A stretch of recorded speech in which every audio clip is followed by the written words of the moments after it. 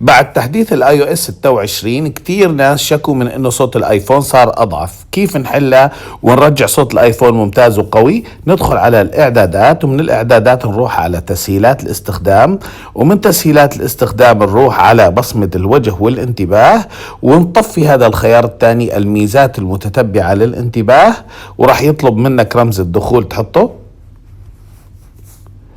وهيك راح يرجع صوت الايفون من اعلى واجمل ما يكون.